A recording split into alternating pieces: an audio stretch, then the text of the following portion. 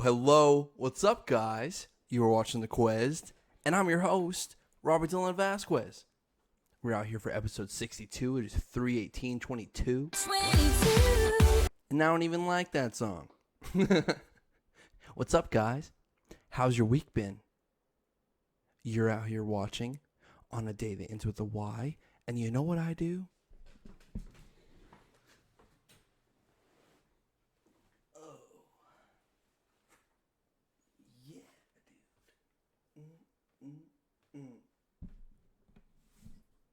I appreciate it.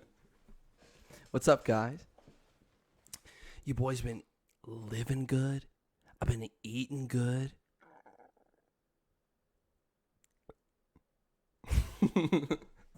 Dude, I went to the Comedy Zone on Thursday for St. Paddy's Day.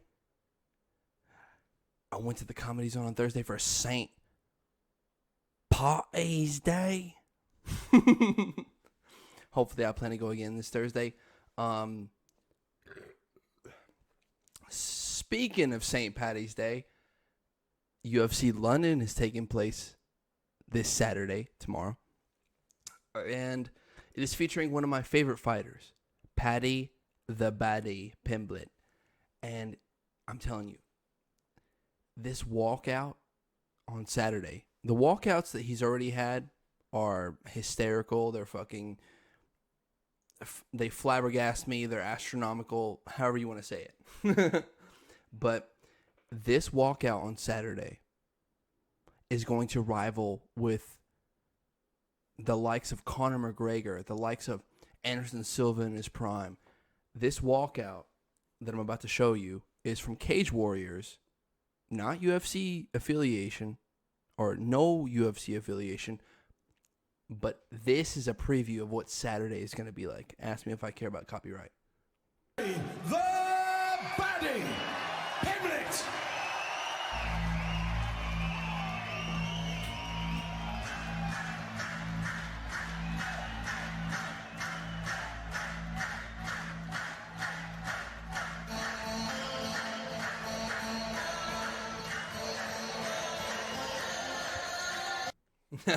This is the Echo Arena. I think it seats like 16,000, and all of them are on their feet.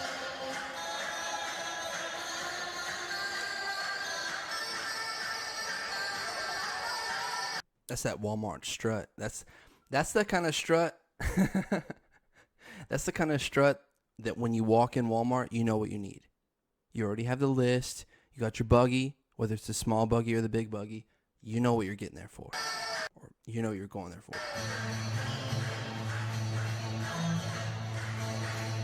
10-4 definitely had that same haircut. I don't know if you guys can. Paddy the Baddy is back in the Echo Arena. And Josh, that can mean only one thing. It's time for a house party. Yeah, strolling his way at a fairly fast pace. I don't know where he's walking from, but you get this is like a minute in. It's about a minute 30, and then it starts picking up.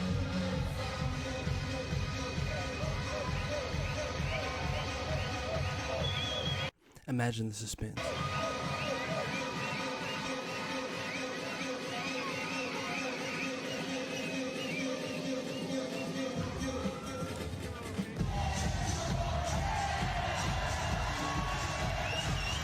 Unbelievable. Thousands at the Echo on their feet as Paddy the Baddy makes his way to the ISO Sport prep point. Dude, it is going to be one of the craziest walkouts in UFC history. Believe you me. Or believe you me.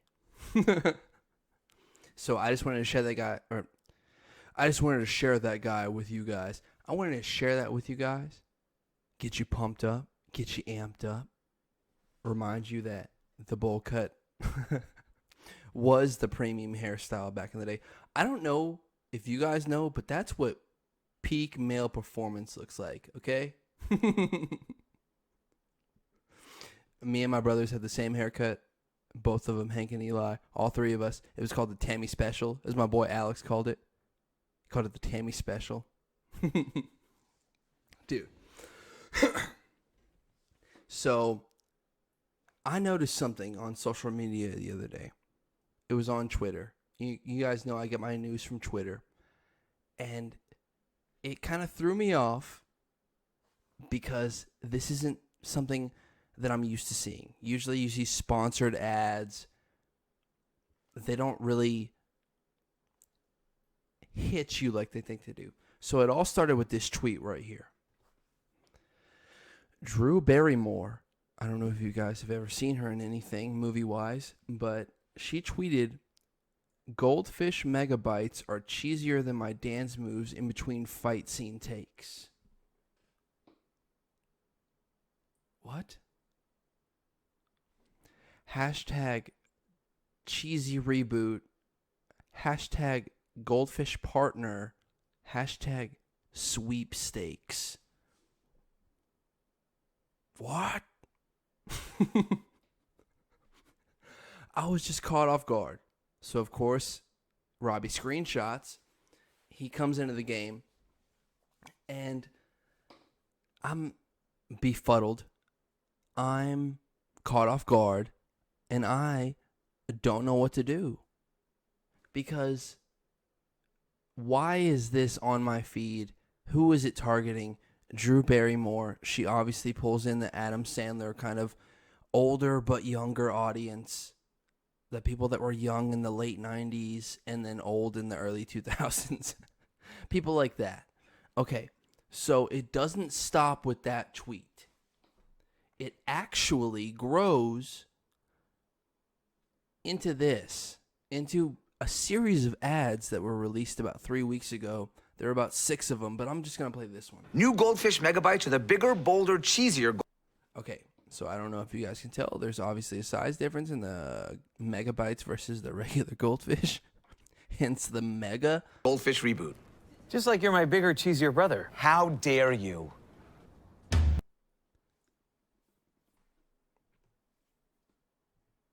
Reboot. Just like you're my bigger, cheesier brother. How dare you? Okay. For those of you who don't know, these are the Savage brothers. Ben and Falco Savage. I don't know his name. But these are the Savage brothers. And these are the only guys on the whole planet that deserve to have the word savage on their t-shirts. Okay? I don't care what you did in your past. I don't care what your street name is. Well, maybe 21 Savage, because we used to have the 2121 button. But 21. And now we're fucking 22. we were fucking, dude, we went from 21 to fucking 22. Because that's numerical order, Robert. Anyways, Savage Bros. I would wear a t-shirt with, like, Young Boy Meets World Corey on it. Like, fucking, like, curly Q. Like, and she said Savage on the top. That would be sick. But there seems to be some kind of goldfish resurgence. And on this podcast, we're going to get down to the bottom of it. Believe you me. So don't think this is dying with episode 62. We're going to get to the bottom of this. Anyways. There seems to be something in the news. Now, it doesn't seem to be fiction. Seems to be a work in progress. Now, I don't want to hate on a work in progress. I just need your guys' opinion on this. Because you guys are questers. And you're here for me. And I'm here for you. And blah, blah, blah, yada, yada. So, there is going to be a Billy Joel biopic. Now, the interesting thing, I don't know if you guys have ever seen a biopic before, but usually it's about the person that it's about. And this is so crazy to me because there's a new Billy Joel biopic And it's missing one thing. Support from Billy Joel. Now that's the headline. That's the headliner. So we as a people have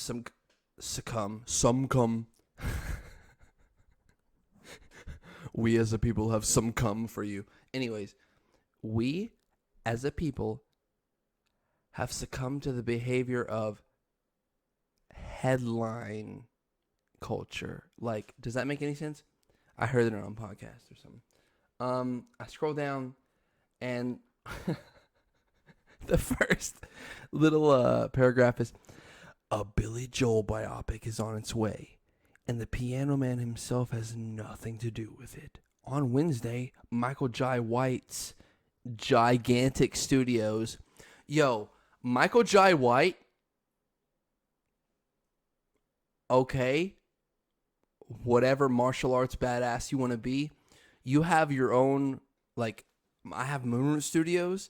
He has gigantic studios. As if the Quest wasn't punny enough, I could only dream. I could only dream of having something like that. Michael Jai White, gigantic studios. What a fucking... But no. Gigantic Studios greenlit the project, even though it has nothing to do with his music, his name, and his likeness. So what are we going to do? Mind you, this is Twitter news. I'm getting the Goldfish shit, and I'm and I'm getting the Billy Joel shit from Twitter. I don't know what this world is going to, but what I do know is I'm going to be here to make fun of it. Dude, this blew my mind. You hear about the Elton John movie, or there's going to be a Timothy Chalamet, Bob Dylan biopic. It's like, okay, I can see where you're going. Do you have consent to make this movie? Okay, cool. If Billy Joel is flat out, no, don't run home, stay on third. I don't understand why you wouldn't just leave it alone. The guy's still alive. So, something that comes to mind right now is MCA from Beastie Boys.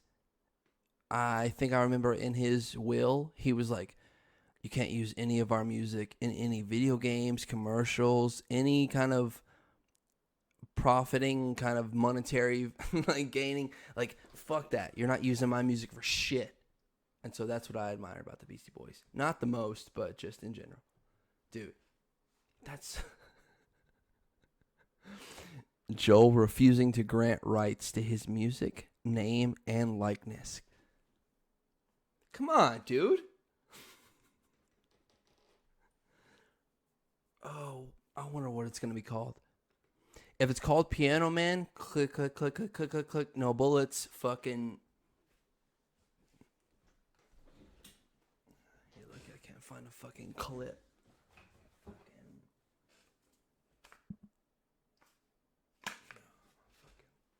I'll leave that for another time. All right. On to the next. Thanks for watching. Like and subscribe. I got the no mustache.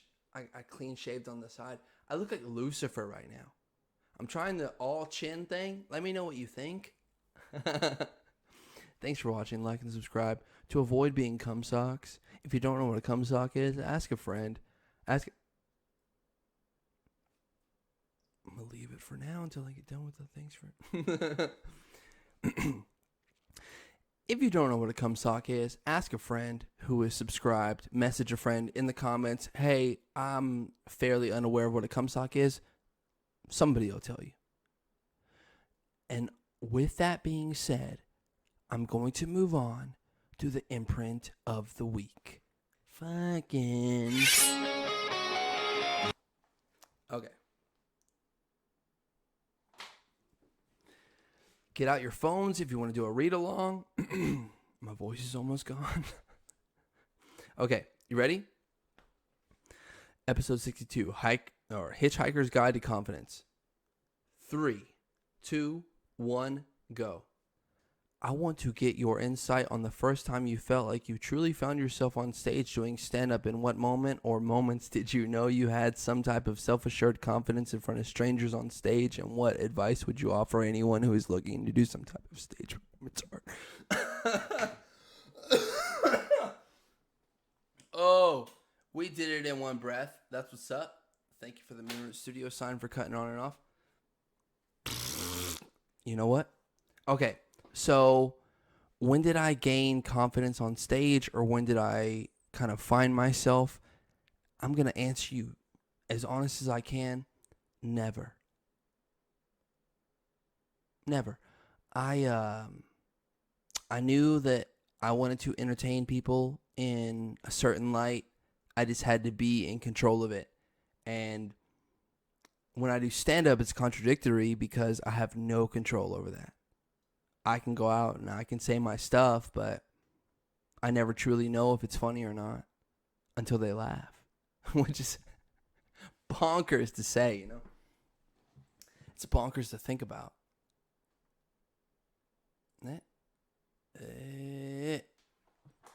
Dope. Anyways, so when I really knew, I auditioned for this play in 7th grade. It was Aladdin, and I played the parrot of Jafar. His name is Iago, and I was one of maybe 7 people to audition, and Iago is a parrot, like I said, and I was the only one to audition in a parrot voice. Rawr, marketplace, rawr. So much so where I went out on the football field and one of my coaches, Coach Rogers, was like, he didn't call me Robert, didn't call me Vasquez, didn't call me anything except for marketplace. And he even did it in the parrot accent.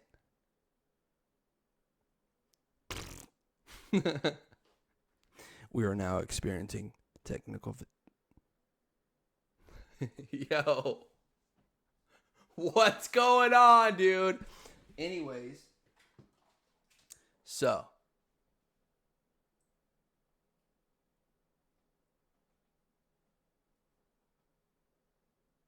Yo.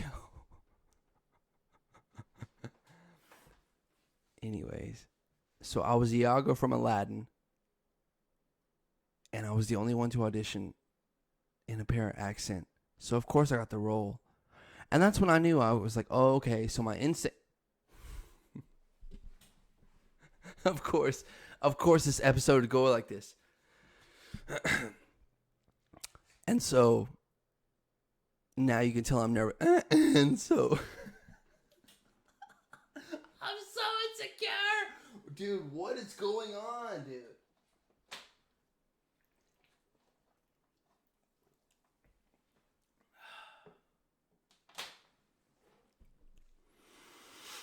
And that's when I knew I could kind of cut loose, be myself, and people would kind of accept that.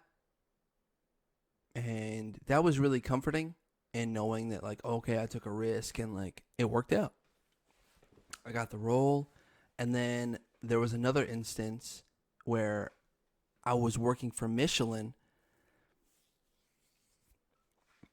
and we had a meeting at one of these, like, hotel lobbies, like at the Marriott, like 200 plus people. And and they're all in their seats and they're doing some kind of safety demonstration. Sorry. And there's an instance where there needs to be an example of, okay, this person was wearing all of their proper PPE, or that's redundant, all of their PPE, and there's an instance where they're not wearing their PPE. They do this little act out, this little improv of the guy that is wearing his PPE, checks out, makes it through the day. And then you have me. I knew from the second he was like, okay, who wants to be the negative example? I'm like, Ooh, me? Sir? Please? And I'm in kind of the semi-front row. And he goes, okay, you. And it's rare where I go up in front of a crowd and I know I'm going to kill it. This was one of those times where I knew I was going to kill it. 200 plus people, like I said. He comes up to me and he goes, hey, I noticed you weren't wearing your safety glasses. I would really like you to put them on. And I'm supposed to like blow him off, like brush him off. And I do. And I'm like, yeah, whatever, man. And the crowd is like, whatever, bad example. And then it's an example of him coming back up to me about 10, 15 minutes later. And he goes, hey, man, I noticed you're still not wearing your safety glasses. And the whole thing is a demonstration on how to handle it authoritatively or authority-wise. I don't know the word. I'm bad with authority. That's why. So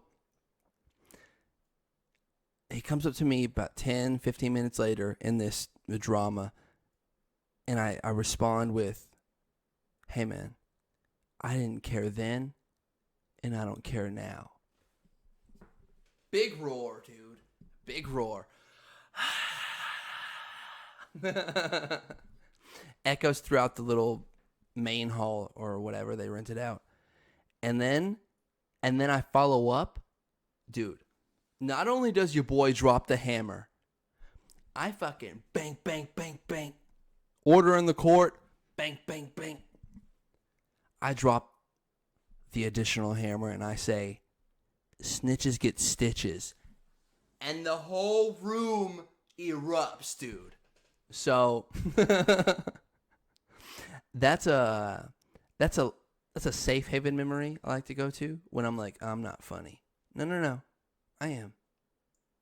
I've made a room and I wasn't even doing stand-up. How about that? It was doing improv. I knew I had those 2 lines back to back before I even raised my hand. You want a negative example? Look no further than your boy Robbie Negative. Dude, I hope that answered your imprint of the week. Dude, I use my humor as a defense mechanism. Like, I can 100% guarantee that this light is bugging me right now. But you know what I'm not going to do? I'm not going to let it get to me.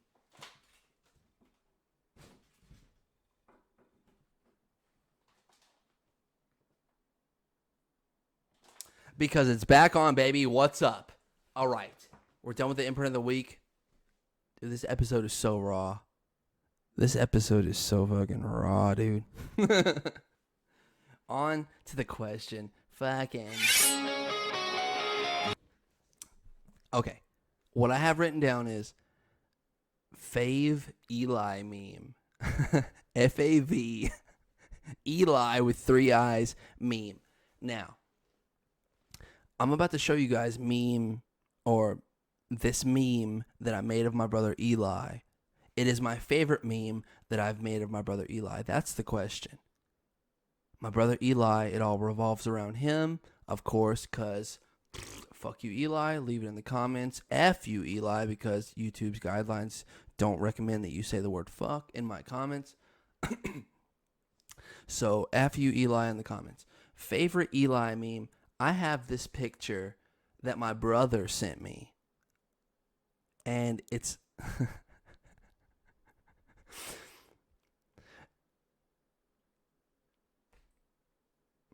So my dad was dying in the hospital, right? No. He was chillaxing in the retirement home, and my brothers would go stay with him. And on this little twin mattress, my brother Eliiii would sleep. Kinda. I don't even know what to call this position.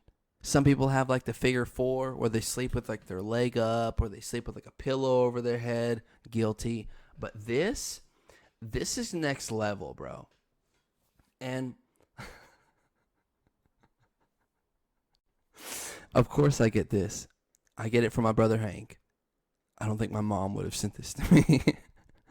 But I get it from my brother Hank. And the first thing that I can do, my Photoshop skills weren't that great at the time, but I've... We are family. Dude, that's the first thing that I think of. As soon as I see that, dude, I'm like fucking... We are family. I got all my sisters with me. Dude, I love my brother Eli so much, but that is probably my... I went through this series of enchilada memes where it was anything from Timmy Turner's dad blaming Dinkelberg. I flipped that and was blaming Eli for eating my enchiladas. Red Foreman putting a foot up your ass for eating my enchiladas, Eli. I love making memes of my brother Eli. So much so to where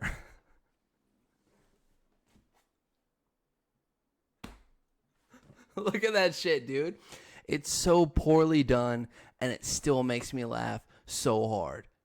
I want to know what kind of dream he was having. That's on a twin bed in a retirement home and he's sleeping like he has no bills to pay. That's that kind of sleep when you have no worries in the world. You can fucking Naruto sleep, bruh.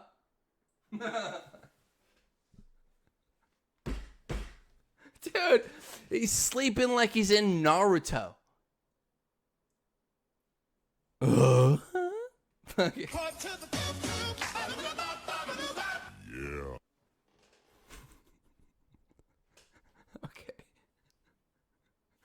Okay. Oh, God, dude. On to the unlocking memories. Thank you guys for being here with me this long. I have to go to bed.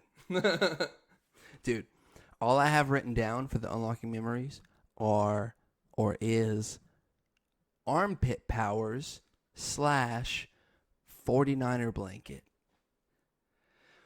And for this unlocking memories, I'm going to focus mainly on Pops, mainly on my dad. My dad had something that I don't think anybody else, unless you experience it with your father or mother or whatever, there's a feeling you get when you're nestled under an armpit, when you're right here or right here, whatever, but when you're right here and you're nestled, there's this thing called armpit power. Now, I don't know how to rank it on a scale of 1 to 10, but my dad's was, superb, top-notch, excelente, grandiose, however you want to say it. Now, he had this assistant.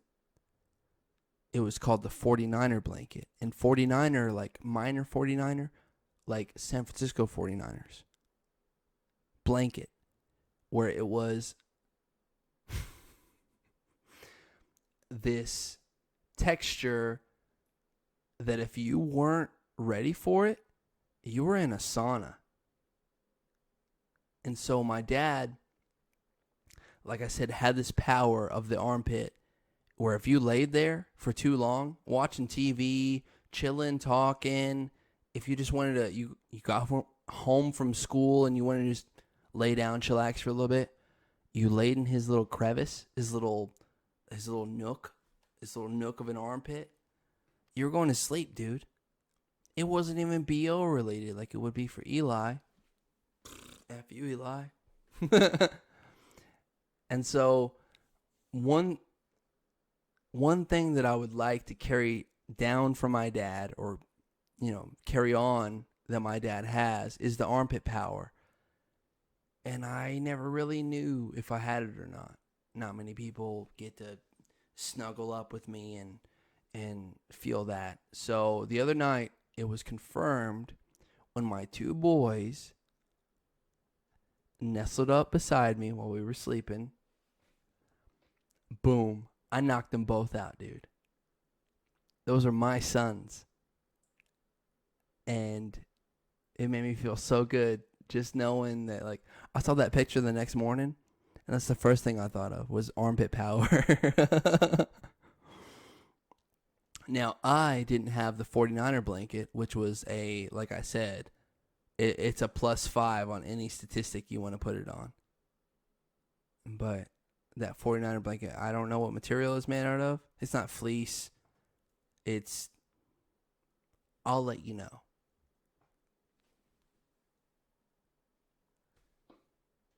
But those are my boys, and me and my brothers at different times would just nestle up with my dad, and I don't know what we would talk about or what he would listen to or what he would say. But it wasn't 10, 15 minutes later. Dude, we would drool on him. We would fucking... I don't know how he put up with it. But he had this thing, man. He had this thing. Shout out to him. Oh, man. Fucking... It doesn't even help. Thank you guys for being here with me.